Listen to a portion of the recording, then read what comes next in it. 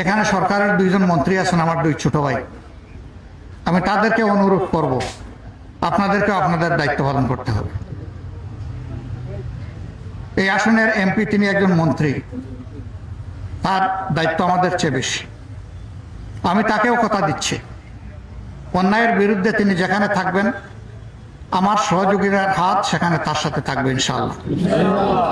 কিন্তু তিনিও যদি কোনো অন্যায়কে প্রশ্রয় দেন, ছোট হিসাবে আমি তাকেও ছাড় দিয়ে কথা বলবো না। আমি তার বিরুদ্ধেও কথা বলতে বাধ্য হব। আমি দেখতে চাই এই আসনের জনগণের প্রতিনিধি হিসাবে, নির্বাচিত প্রতিনিধি হিসাবে তিনি তার দায়িত্ব পালন করছেন, এবং এটা কথায় নয়, এটা কাজে প্রমাণ করতে হবে। এ বিচার দীর্ঘসূত্রিতার দিকে যদি যায় তাহলে আমরা ধরে নিব যে এই বিচার হবে না। এই জন্য আমরা চাই প্রধানমন্ত্রী যেভাবে রামিসার ক্ষেত্রে ঘোষণা দিয়েছেন 15 দিনের মধ্যে রামিসার বিচার সম্পন্ন হবে, আমরা চাই যে এইরকম একটা ঘোষণা এখানকার মন্ত্রী যিনি তিনিও দেবেন যে আগামী 15 দিনের মধ্যে ফাহিমার বিচার সম্পন্ন হবে।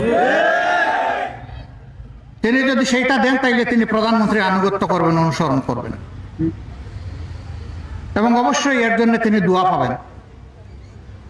আবার ঘোষণা দিয়ে বসে থাকলেন, কাজ হলো না, ওই ঘোষণা আমরা চাই না।